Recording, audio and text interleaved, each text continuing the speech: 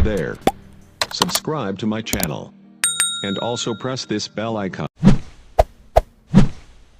एक गर्म दोपहरी दिन जब सूरज जैसे आसमान से आग बरसा रहा था, दरख्तों के पत्ते सिसक रहे थे और जमीन तपती हुई चौल्हा बनी हुई थी, एक कौवा फजा में उड़ता हुआ बेहद परेशान नजर आ रहा था। वो इधर से उधर, कभी जंगल की तरफ और कभी गांव के कुचे घरों के आसपास चक्कर काट रहा था।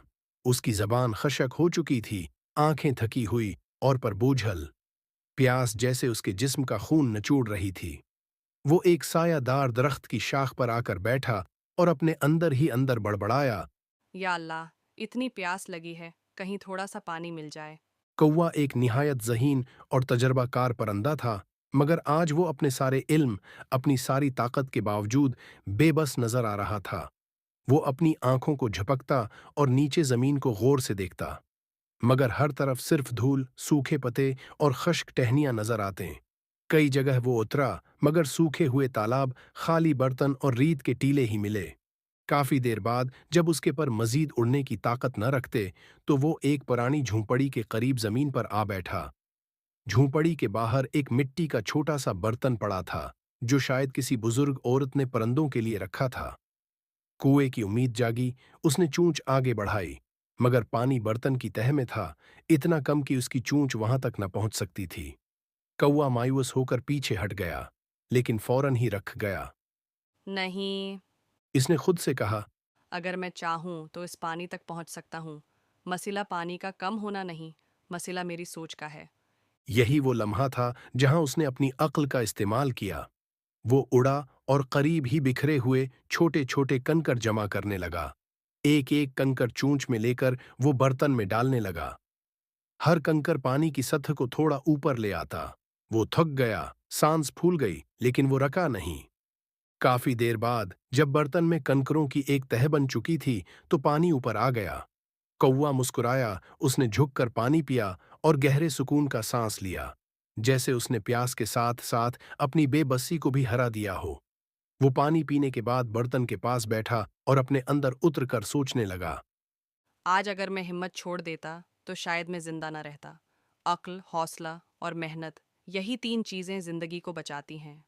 लेकिन ये कहानी सिर्फ यहीं खत्म नहीं होती। पानी पीने के बाद कौवा उड़कर करीबी दरख्त पर जा बैठा। वहां दो नन्हे बच्चे खेल रहे थे, एक बच्ची जिसका नाम सलमी था और उसका भाई साजिद। दोनों ने बर्तन में पानी पीते कुएं को देखा तो खुशी से तालियां बजाएं।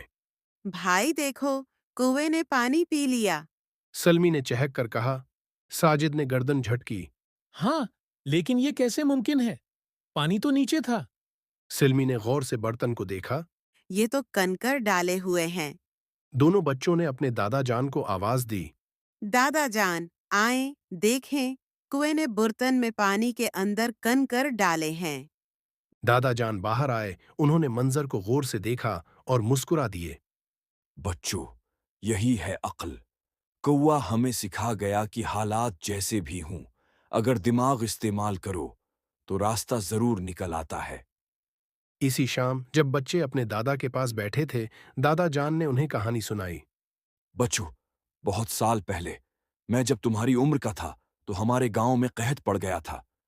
पानी का एक कतरा भी मुयस्सर न था। लोग परेशान, जानवर उधमरे और जमीन बंजर हो चुकी थी। एक दिन मैंने भी ऐसा ही मंजर देखा। एक प्यासा कौवा, एक बर्तन और कंकर। इस दिन मैंने ये सीखा कि कभी हार नहीं माननी। इसी सबक ने मुझे जिंदगी में कई बार बचाया। बच्चे हैरत से दादा जान को देखते रहे। उनके चेहरों पर मुस्कुराहट थी, मगर आंखों में फहम की रोशनी। अगले दिन सलमी और साजिद ने बर्तन साफ किया, उसमें ताजा पानी भरा और कंकर बराबर रख दिए ताकि दूसरे परिंदे भी पी सकें। इसी गांव में कुछ और बच्चे भी थे जो अक्सर जानवरों को तंग करते थे। वो कुओं को डराते, उनके घुंसलों में कंकर मारते और परिंदों के बर्तन अलट देते। जब उन्होंने देखा कि सलमी और साजिद रोज परिंदों के लिए पानी रखते हैं, तो हंसी उड़ाई। तुम लोग पागल हो, ये सिर्फ कौवा है, कोई बादशाह थोड़ा है। उन्होंने तंजिया कहकाए लगाए। साजिद ने नरमी से जवाब दिया। कौवा बादशाह ना हो, मगर अक्लमंद है, और अक्लमंदों को इज्जत देनी चाहिए। एक दिन वही बच्चे प्यास से तंग आकर दोपहर में खेलते हुए बेहोश हो गए। करीबी राहगीर ने देखा, उनको पानी पिलाया और बचाया। बाद में पता चला कि इस जगह जहां वो बेहोश हुए, एक परिंदों का बर्तन रखा गया था, वही सिल्मी और साजिद वाला। इन बच्चों ने शर्मिंदगी से सिल्मी और साजिद से मुआफी मांगी और कहा, हमें एहसास हुआ कि अक्ल सिर्फ इंसानों की जागीर नहीं, जानवर भी हमें सबक दे सकते हैं। यूं गांव में तब्दीली आ गई। लोग परिंदों के लिए बर्तन रखने लगे। बच्चे बड़े सब कुदरत के साथ जुड़ने लगे। हर कोई जानता था कि वो कौवा सिर्फ प्यासा परिंदा नहीं था, बल्कि वो एक मौल्लिम था जो बगैर बोले सिर्फ अमल से सबक सिखा गया। कई साल बाद जब सिल्मी और साजिद बड़े हो गए तो उनका बेटा जीद दादा से पूछता, दादा जान, आप हमेशा कौवे की कहानी क्यों सुनाते हैं? दादा जान आसमान की तरफ देखते और आहिस्ता से कहते, क्योंकि वो कौवा हमें सिखा गया कि जब वक्त सख्त हो तो ज़हन से काम लो, ज़बान से नहीं। और जब सब रास्ते बंद हो जाएं तो एक नया रास्ता खुद बनाओ, क्योंकि असल बादशाह वही है जो हालात को मात दे, न कि जो हालात से भागे।